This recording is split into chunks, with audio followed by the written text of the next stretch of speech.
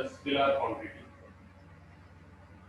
Scalar quantity. What is the definition of scalar quantity? The physical quantities having only magnitude is called as the scalar quantity.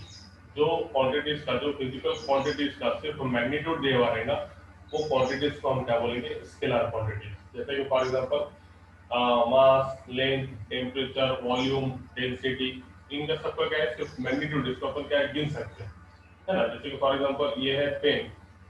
ये pen का अपन magnitude अपन गिन सकते हैं मतलब magnitude means length इसका अपन गिन सकते हैं इसका वेट गिन सकते हैं लाइक दैट. तो ऐसे फिजिकल क्वांटिटीज जिसको सिर्फ only it requires only magnitude तो such physical quantities are said to be the scalar quantities. तो एग्जांपल क्या करेंगे अपन for example mass, temperature, volume, length, density etcetera. These are the example of scalar quantities जिसको सिर्फ magnitude है जिसके अपन length गिन सकते हैं जिसके अपन वेट गिन सकते हैं ऐसे क्वांटिटीज क्या बोलेंगे अपन स्केलर क्वांटिटीज. उसके बाद next quantity is said to be the vector quantity जो अपने देखने का है vector quantity. So what is tells us here you know so vector quantities means a physical quantity having magnitude as well as direction. Such quantities are called as a vector quantity. For example displacement, velocity, acceleration, force, etc. are the example of vector quantity. मतलब ऐसे physical quantities जिनको दोनों की जरूरत पड़ेगी magnitude की भी और डायरेक्शन की भी. तो ऐसे क्वांटिटीज ऐसे फिजिकल क्वांटिटीज को हम क्या बोलेंगे वेक्टर क्वांटिटीज. तो जैसे कि फॉर एग्जांपल कोई आदमी चौराहे पे खड़ा हुआ और वहां से रेलवे स्टेशन का पता पूछ रहा है. तो फॉर एग्जांपल कोई आदमी से पूछ रहा है उसने बता दिया होगा चौराहे पे खड़े वाला है और उसको बता दिया कि रेलवे स्टेशन यहाँ से 5 किलोमीटर दूर है और उसको डायरेक्शन बताया है. तो वो क्या करेगा सिर्फ उसको क्या बताया मैग्नीट्यूड मतलब सिर्फ लेंथ बताया कि ये चौराहे से रेलवे स्टेशन की दूरी कितनी है 5 किलोमीटर. तो उसके पास सेवरल चांसेस आते हैं वो ये डायरेक्शन में जा सकता ये डायरेक्शन में जा सकता ये डायरेक्शन में जा सकता ये डायरेक्शन में जा सकता. तो जब तक अपन उसके डायरेक्शन डिस्क्राइब नहीं करेंगे तब तक वो सही जगह पे जाएगा नहीं मतलब रेलवे स्टेशन पे नहीं पहुंचेगा. तो इसके लिए उसको मैग्नीट्यूड की भी जरूरत है मतलब यहाँ से उसको डिस्टेंस ये जो डिस्टेंस बताया अपन ने वो क्या होगा उसका मैग्नीट्यूड और उसको अपन डायरेक्शन बताए कि यहाँ से ये डायरेक्शन में जाओ यहाँ से 5 किलोमीटर दूर तुमको क्या मिलेगा रेलवे स्टेशन. तो ऐसे क्वांटिटीज जिनको दोनों की जरूरत है those physical quantities having magnitude as well as those quantities having magnitude as well as direction such quantities are called as the vector quantity. ऐसे क्वांटिटीज जिनको मैग्नीट्यूड की भी जरूरत है और डायरेक्शन की भी जरूरत है ऐसे क्वांटिटीज को क्या बोलेंगे अपन वेक्टर क्वांटिटी. जैसे कि तुमको मैंने बताया डिस्प्लेसमेंट. तो डिस्प्लेसमेंट के लिए कहां से कहां तक डिस्प्लेस होना है वो जरूरी है ना. अब तुमको मैंने बोला कि 2 मीटर डिस्प्लेस हो तो ये बताना पड़ेगा कि 2 मीटर कैसे डिस्प्लेस होने का है कौन से डायरेक्शन में होने का है. तो डिस्प्लेसमेंट को किसकी जरूरत है डायरेक्शन की. वेलोसिटी को भी क्या की जरूरत है डायरेक्शन की. एक्सेलरेशन को क्या की जरूरत है डायरेक्शन की और मैग्नीट्यूड दोनों की. और लास्ट में फोर्स अगर से देखेंगे तो फोर्स मतलब क्या उसको भी डायरेक्शन की जरूरत है. जैसे कि फॉर एग्जांपल अब ये डोर है ये डोर को अगर से अपने को पुश करने का है तो कौन से डायरेक्शन में पुश करने का इसका खुद का मैग्नीट्यूड है और इसको अपन पुश कौन से डायरेक्शन में करेंगे इसको डायरेक्शन रिक्वायर्ड है. तो force is also a vector quantity. तो वेक्टर में सबसे पहले दो क्वांटिटीज है ये मालूम होना जरूरी है. पहली है scalar quantities. What is the definition of scalar quantity? A physical quantity having only magnitude. ऐसे फिजिकल क्वांटिटी जिसका सिर्फ मैग्नीट्यूड पता है उसको डायरेक्शन की जरूरत नहीं. Such quantities are called as a scalar quantity. For example, mass, volume, temperature, density, etc. और बहुत से एग्जांपल्स हैं. उसी तरीके से vector quantity a physical quantity having both magnitude as well as direction. Such quantities are called as a vector quantities. For example, vector quantity की example क्या है तो डिस्प्लेसमेंट उसको अपने को डायरेक्शन की जरूरत है और खुद का उसमें मैग्नीट्यूड भी है. उसके बाद तुमको वेलोसिटी के लिए रिक्वायरमेंट है एक्सेलरेशन के लिए वेक्टर क्वांटिटी है फोर्स वेक्टर क्वांटिटी है. ये सब क्या है वेक्टर क्वांटिटी है. तो दो प्रकार की क्वांटिटी है. उसके बाद next bit is representation of vector. ये दोनों जवाब representation of vector representation of vector of vector. तो वेक्टर को कैसे रिप्रेजेंट करेंगे एकदम सिंपल. जैसे कि फॉर एग्जांपल ये डायरेक्टेड लाइन सेगमेंट है AB, तो यहाँ पे this is nothing but it is a representation of vector. इसको हम लोग लिखेंगे ये इसका A जो है इसका ये इनिशियल पॉइंट है और B क्या है इसका टर्मिनल पॉइंट और उसकी डायरेक्शन यहाँ से आता है। तो एक तो हम ये लाइन सेगमेंट की AB की मैग्नीट्यूड मतलब ये क्या इसके ऊपर लेंथ काउंट कर सकते हैं और इसको डायरेक्शन बताया कि वेक्टर की डायरेक्शन कहाँ से A से लेके B तक। तो ये क्वांटिटी में magnitude as well as direction दोनों भी है। तो ये लाइन सेगमेंट क्या बोलेंगे वेक्टर AB बार, क्या बोलते हैं इसका पर vector AB bar, it is a representation of vector. तो ये वेक्टर AB बार में जो पहला पॉइंट है A is called as the initial point and B is called as the terminal point of that vector. Direction की वजह से समझा कि इनिशियल कौन सा और टर्मिनल कौन सा। ओके, डायरेक्शन की वजह से क्लियर हो कि ये जो वेक्टर है वेक्टर A से लेके B तक है। तो ये डायरेक्टेड लाइन सेगमेंट है, this one it is a representation of vector AB बार। जब अगर से कभी इनिशियल पॉइंट और टर्मिनल पॉइंट अगर से डिस्क्राइब नहीं कराऊंगा तो उस टाइम पे जनरली तुम वेक्टर्स को A bar, B bar, C बार ऐसे भी वेक्टर्स अपन क्या कर सकते हैं तो अपन डिनोट कर सकते हैं। these are the denotation of vectors, it is called as a representation of vectors। तो वेक्टर का रिप्रेजेंटेशन मतलब क्या? It is nothing but the segment AB with direction from A to B, the segment AB with direction from A to B, then the vector AB bar read as a AB bar and its direction from A to B denotes the vector BA bar। अगर से हमने इसका direction change कर दिया for example यहाँ से यहाँ तक किताब के हिसाब से बता रहा डेफिनेशन, ये ऐसा हो गया और यहाँ से ऐसा हो गया तो ये B क्या हो गया इसका भी इनिशियल पॉइंट और A क्या आ गया उसका टर्मिनल पॉइंट। तो अभी वेक्टर क्या होगा तुम्हारे पास BA बार। ये वेक्टर क्वांटिटी है y। तो जो ये लाइन सेगमेंट के अपन लेंथ मेजर कर सकते हैं। लेंथ मेजर करना मतलब उसका मैग्नीट्यूड निकालना और उसकी डायरेक्शन भी दिया हुआ है B से लेके A की तरफ से। ये आ गया वेक्टर BA बार और ये वेक्टर क्या हो गया AB बार। तो it is a representation of vectors. उसके बाद उसने बताया यहाँ पे कि if the initial and terminal point are not specified then the vectors are denoted by।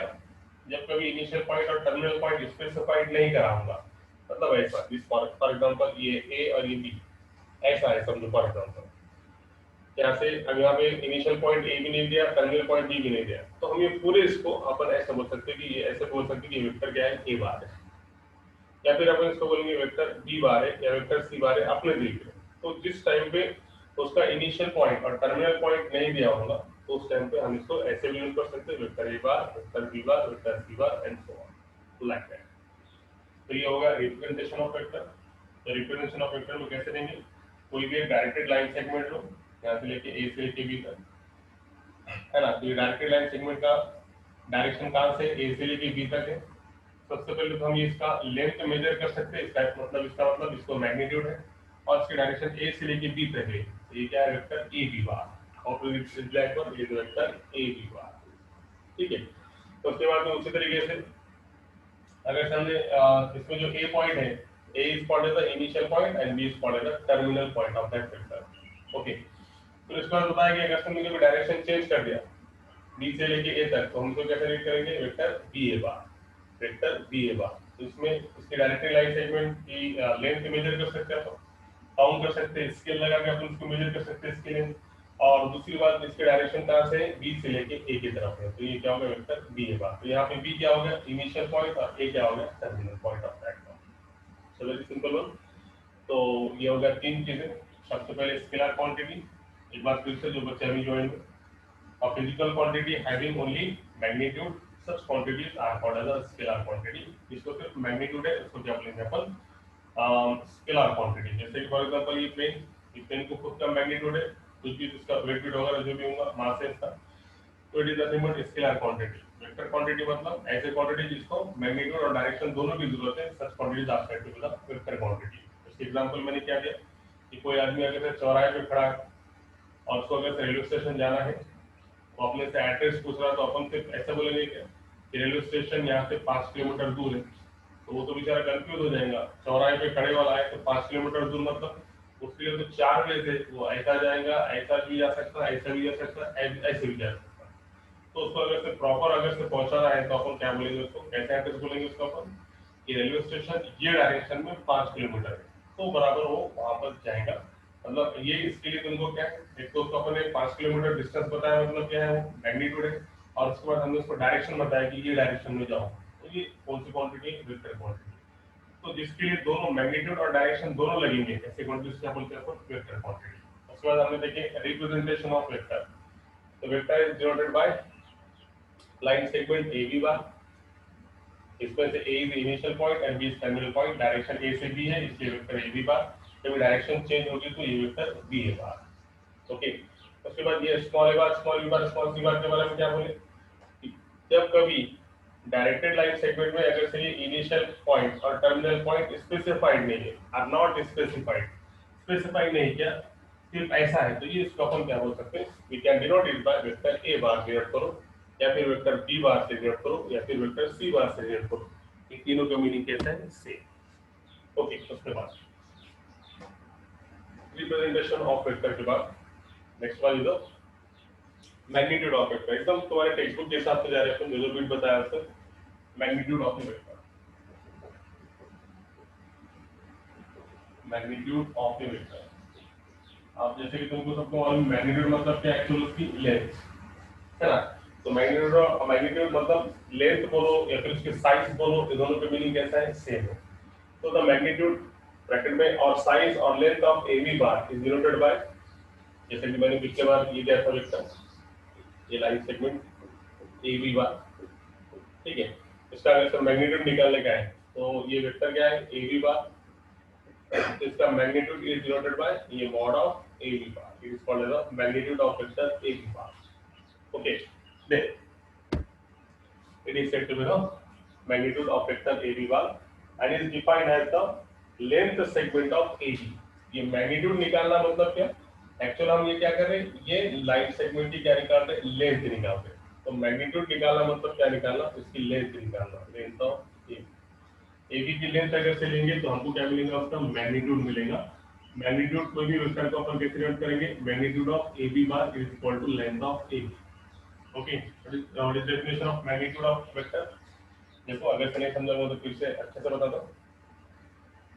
किसी भी वेक्टर का मैग्नीट्यूड अगर से निकालने का है, जैसे कि फॉर एग्जांपल ये है आपके पास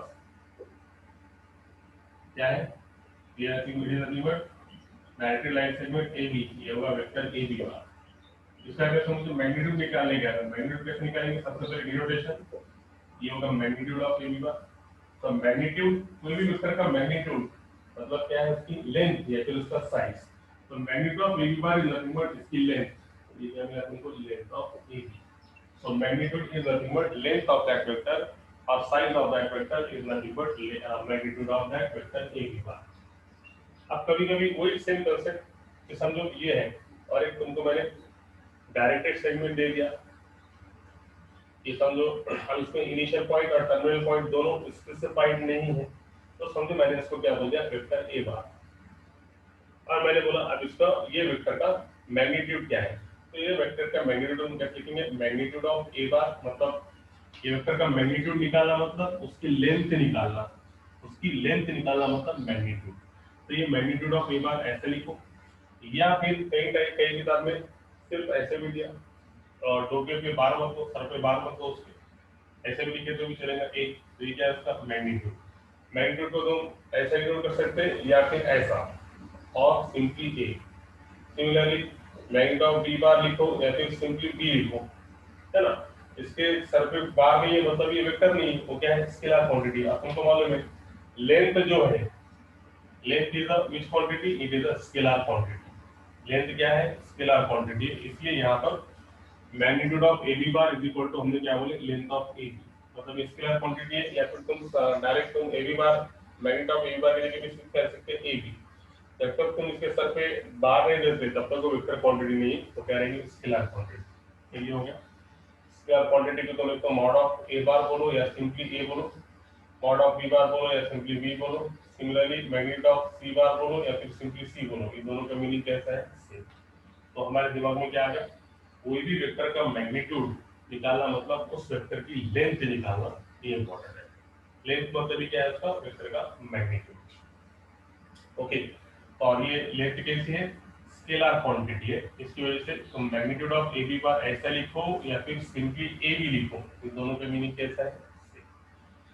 ओके, उसके बाद नेक्स्ट बिट मैग्नीट्यूड समझने के बाद अब यहाँ से इम्पोर्टेंट है, यहाँ पे सीक्वेंस करते हैं, 4 बिट हो गया, डेफिनेशन होगी स्केलर क्वांटिटी की होगी, वेक्टर क्वांटिटी की होगी, रिप्रेजेंटेशन ऑफ वेक्टर हो गया, मैग्नीट्यूड ऑफ वेक्टर हो गया। नाउ नेक्स्ट बिट है ना, यहाँ पे इम्पोर्टेंट है, read the report. Next bit है types of vectors. Next bit is the types of the vectors. Types of vectors. तो theoretical part इसमें ज़्यादा है। पहली एक्सरसाइज में शुरुआत में थ्योरम्स भी बहुत सारे इसमें 7-8 कुछ थ्योरम है इसमें। वो थ्योरम एग्जाम में तुम्हारे को प्रूव करने के लिए आएंगे बोर्ड में, और उसका इम्पोर्टेंस क्या है कि उसका जो एप्लीकेशन है, थ्योरम्स के एप्लीकेशन बहुत जगह उसके अपने को यूज है डायरेक्टली। तो ये थ्योरम का अपने को स्टेटमेंट याद करना जरूरी है, कि तो वो थ्योरम के स्टेटमेंट जो है बाद में और कई जगह पे यूज है। तो वेक्टर्स जो है पूरा थ्योरेटिकल चैप्टर है, इसमें ज्यादातर थ्योरम पे एग्जाम में जो आते हैं वो थ्योरम आते हैं, 8 या 9 कुछ थ्योरम है उसके, वो थ्योरम में से एग्जाम में तो बोर्ड के एग्जाम में आएंगे। मगर वो थ्योरम याद रखना इसलिए जरूरी है कि उसके जो रिजल्ट है वो रिजल्ट अपने को एप्लीकेशन बोल के बहुत जगह यूज होते हैं। इसकी वजह से ये चैप्टर में जरा इंपॉर्टेंट है, और इसका थ्योरी पार्ट ज्यादा है। ठीक है, अपने को डेफिनेशन पहले सुनो। टाइप्स ऑफ वेक्टर की डेफिनेशन में, टाइप्स ऑफ वेक्टर में पहला वेक्टर है जीरो वेक्टर। जीरो वेक्टर बोलो या फिर इसको नल वेक्टर बोलो, दोनों का मीनिंग कैसा है? सेम। तो सबसे पहले डेफिनेशन, और वेक्टर हैविंग मैग्नीट्यूड जीरो, कोई भी वेक्टर का मैग्नीट्यूड अगर से जीरो है तो such vector is called as a zero vector और null vector. A vector whose magnitude is zero or a vector having magnitude zero, such vectors are called as a zero vector or it is also called as a null vector। या फिर और simple language में बोलेंगे तो कैसा कि कोई vector का अगर से इनिशियल पॉइंट और टर्मिनल पॉइंट दोनों अगर से कोइंसाइड हो गए होंगे तो उस टाइम पे जैसे कि अपन बोलते नहीं है, जैसे कि फॉर एग्जांपल ये होगा वेक्टर ए बी बार, या इनिशियल पॉइंट ए है और टर्मिनल पॉइंट बी, तो यहाँ से यहाँ तक क्या मतलब ये वेक्टर ए बी बार है। अब यहाँ पे कभी इनिशियल पॉइंट और टर्मिनल पॉइंट दोनों अगर से कोइंसाइड हो गए तो ये वेक्टर जो है ये डॉट, यहाँ पे इनिशियल पॉइंट भी और टर्मिनल पॉइंट दोनों कैसे हो गए? कोइंसाइड, मतलब एक ही जगह पे आ गए। एक ही जगह पे आ गया तो इस पे तुम बोलो, इसका तुम मैग्नीट्यूड निकाल सकते हैं क्या? नहीं, मैग्नीट्यूड कम निकालेंगे, यहाँ से यहाँ तक के लेंथ अपन स्केल से काउंट करेंगे। अब यहाँ पे ये पॉइंट पर दोनों कोइंसाइड हो गए तो उस टाइम पे अपन उसकी लेंथ नहीं निकाल सकते, मतलब लेंथ कितनी रहेगी इसकी? जीरो रहेगी। This length is nothing but it is here length of A B, मतलब दोनों भी क्या हो गए? कोइंसाइड हो गए, तो यहाँ पे लेंथ कितनी होगी? लेंथ मतलब मैग्नीट्यूड कितना हो गया? जीरो। तो a vector having magnitude zero, such vectors are called as a zero vector or null vector। ये सिंपल लैंग्वेज। और उसके बाद और डेफिनेशन क्या बोल सकते हैं कि कोई वेक्टर का इनिशियल पॉइंट और टर्मिनल पॉइंट दोनों अगर से कोइंसाइड हो गए तो उस टाइम पे जो वेक्टर मिलेगा वो वेक्टर क्या मिलेगा? अपन जीरो वेक्टर और नल वेक्टर। सबसे important bit, the direction of zero vector is indeterminate.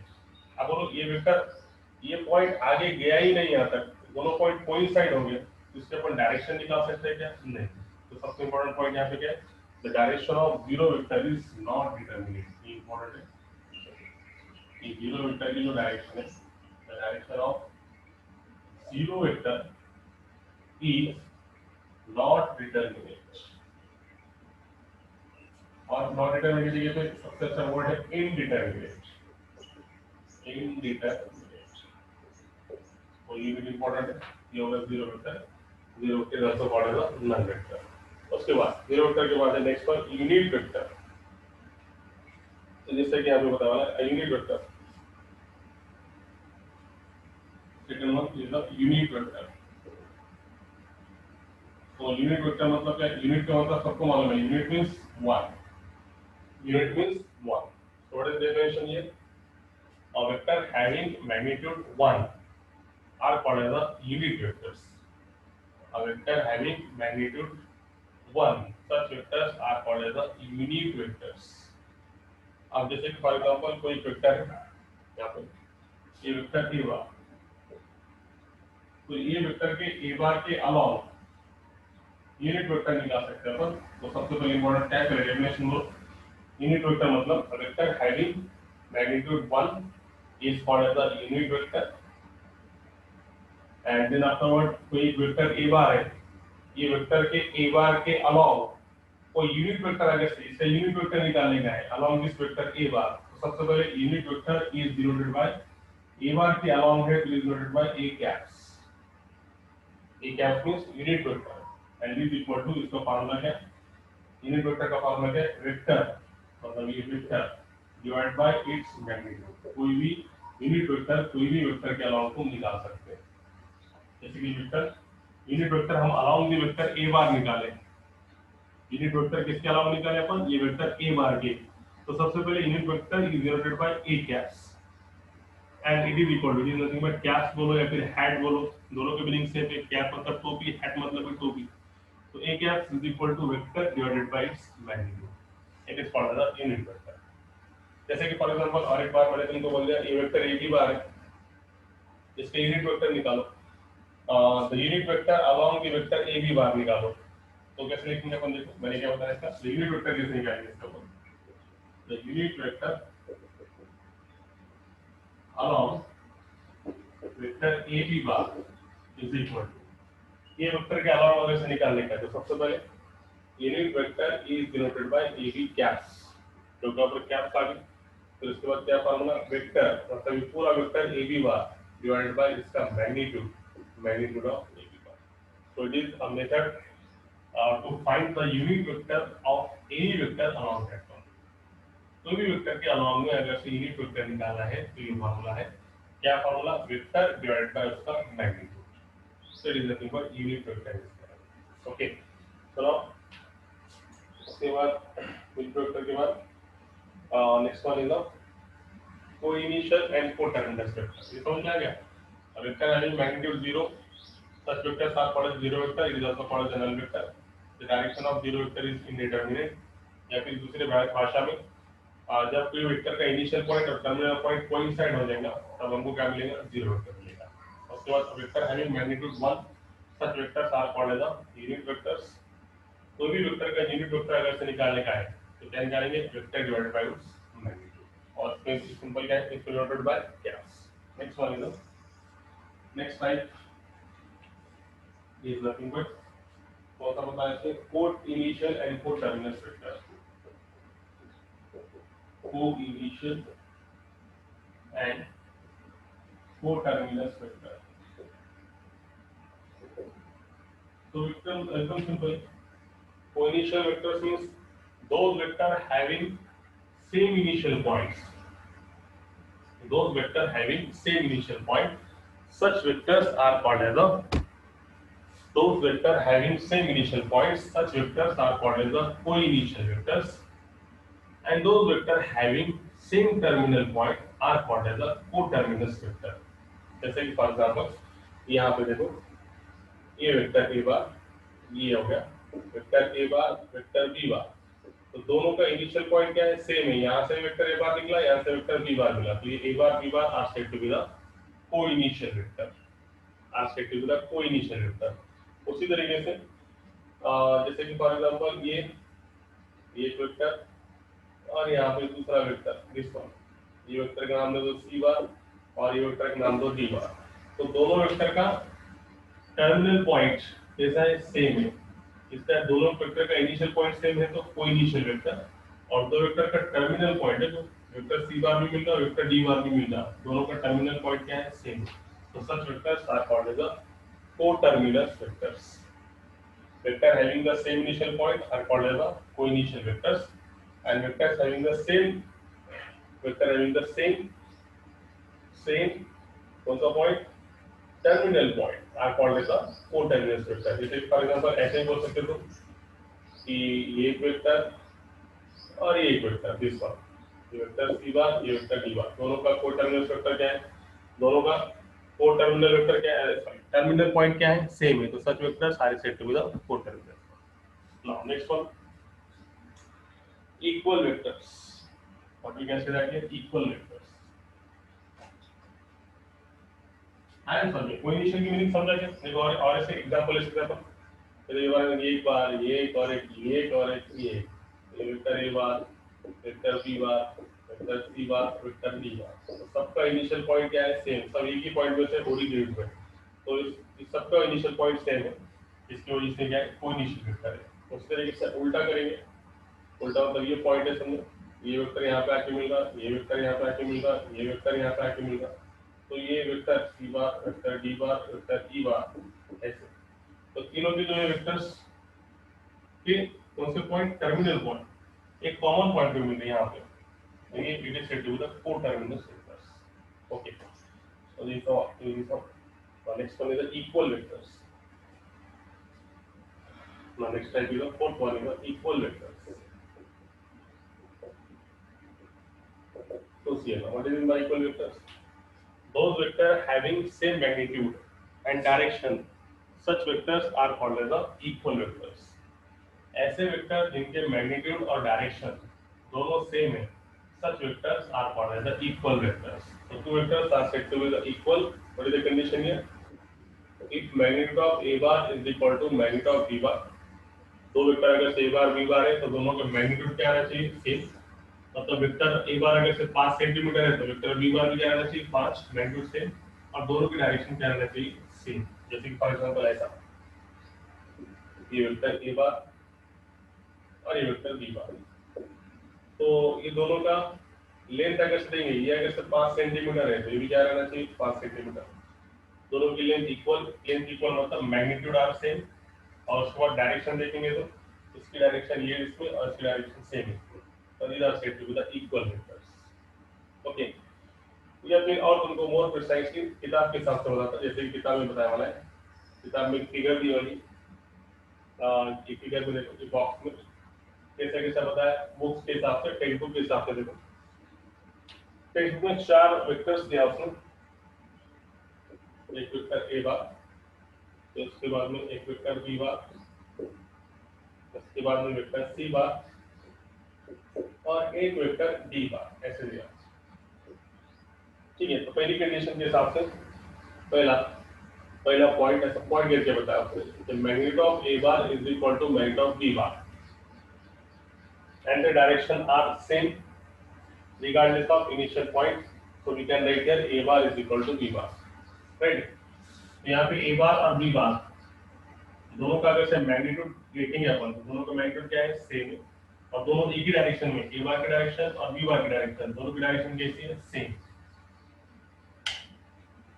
बंद कर देंगे आपको, देखिए यहाँ पे vector a bar vector b bar दोनों का मैग्नीट्यूड सेम और दोनों की डायरेक्शन सेम है, तो ये दो वेक्टर क्या है? Equal vector. उसके बाद सेकंड वन, दोनों के इक्वल है, इससे कैन राइट है vector a bar is equal to b bar, दोनों vector equal vector. Second condition, here magnitude of a bar is equal to magnitude of c bar, ये दोनों के बार मैग्नीट्यूड ऑफ a बार और magnitude of c बार दोनों की length अगर से देखेंगे तो लेंथ दोनों की क्या है? इक्वल है, मगर दोनों की डायरेक्शन अगर से देखेंगे अपन तो डायरेक्शन में बहुत डिफरेंस है, दोनों का डायरेक्शन कैसा है? अलग है, दोनों अलग अलग डायरेक्शन में, इसका डायरेक्शन ये इसमें है तो इसका डायरेक्शन ये डायरेक्शन में है, तो दोनों का डायरेक्शन सेम नहीं है। तो यहाँ पे अपन क्या बोल सकते हैं? Here a bar is not equal to c bar, क्योंकि दो वेक्टर इक्वल कब रहेंगे? जब उनका मैग्नीट्यूड भी इक्वल रहेगा और उनका डायरेक्शन भी सेम रहेगा, एक ही डायरेक्शन में। तो यहाँ पे a बार और c बार का मैग्नीट्यूड भले ही इक्वल है मगर दोनों की डायरेक्शन कैसी है? अलग अलग है, इसकी वजह से a bar is not equal to c bar. अब तीसरी केस में क्या होता है? किताब के हिसाब से बता रहा हूं आपको। Here direction of a bar and d bar, देखो a बार और d बार के डायरेक्शंस कैसे सेम है? d बार ऐसा है, d बार, तो यहाँ पे वेक्टर d बार का तुम डायरेक्शन देखेंगे तो a बार और d बार के डायरेक्शन सेम है, मगर यहाँ पे सबसे इम्पोर्टेंट क्या है? a d की लेंथ, किताब में देखो टेक्स्ट बुक में और अच्छे से दिया वाला है, a थोड़ा बड़ा दिया वाला है और d थोड़ा छोटा दिया वाला है। तो यहाँ पे magnitude of a bar is not equal to magnitude of d bar. देखो टेक्स्ट बुक में अच्छा दिया वाला है, दोनों का मैग्नीट्यूड इक्वल नहीं है मगर दोनों एक ही डायरेक्शन में, तब भी ये इक्वल वेक्टर्स नहीं। तो सबसे इम्पोर्टेंट क्या है? दो वेक्टर्स इक्वल है, टू और मोर वेक्टर्स, दो या दो से ज्यादा वेक्टर्स तो हम इक्वल वेक्टर कब बोलेंगे, जब उनका मैग्नीट्यूड भी सेम रहेगा और डायरेक्शन भी सेम रहेगी, तो such vectors are said to be the equal vectors. Now next one is the negative of vector. Next type is the negative of vector. So what is by negative of vector? Here, negative of vector. The negative of vector मतलब क्या?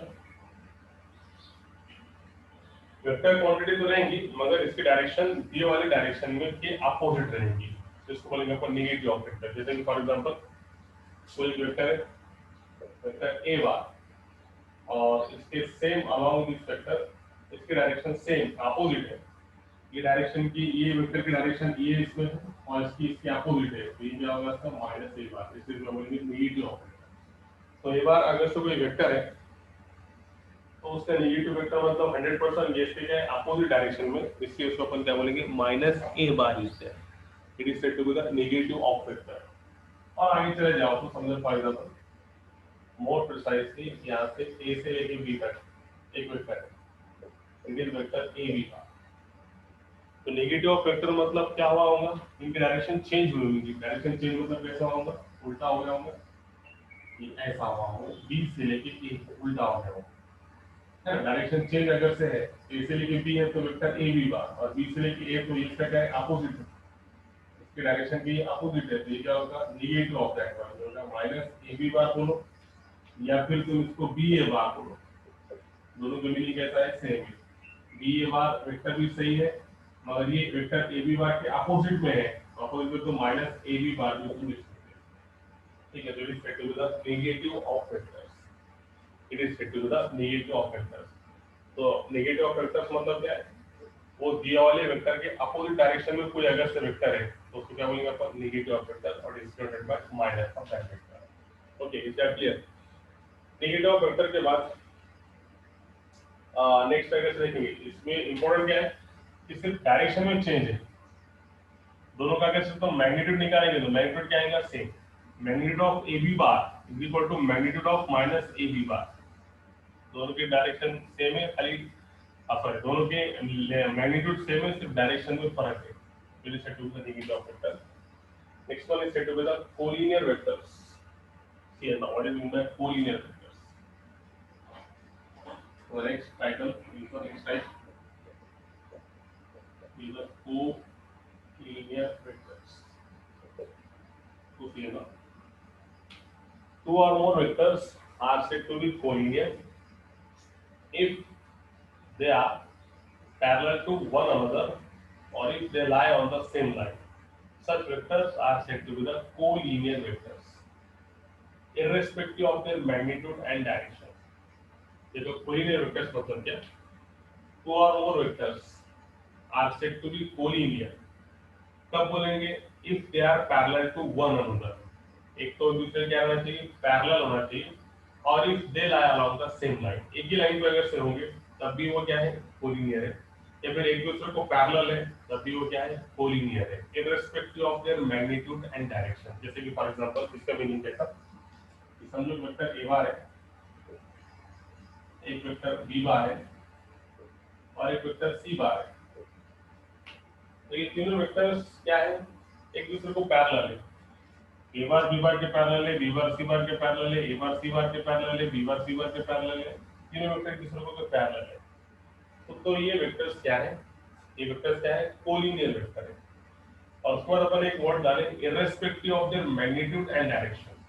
उसका magnitude और direction का कोई लेना नहीं है. जैसे कि फॉर एग्जांपल ए बार का ए बार की डायरेक्शन और बी बार की डायरेक्शन अपोजिट है तब भी वो कोलिनियर है. क्यों, because they are parallel to one another. B bar और सी बार का डायरेक्शन अपोजिट है तब भी वो क्या है पैरेलल है, इसका मतलब वो कोलिनियर है. ए बार और सी बार का डायरेक्शन सेम है मगर मैग्नीट्यूड में थोड़ा डिफरेंस है तब भी वो एक दूसरे को क्या है पैरेलल मतलब क्या है कोलिनियर.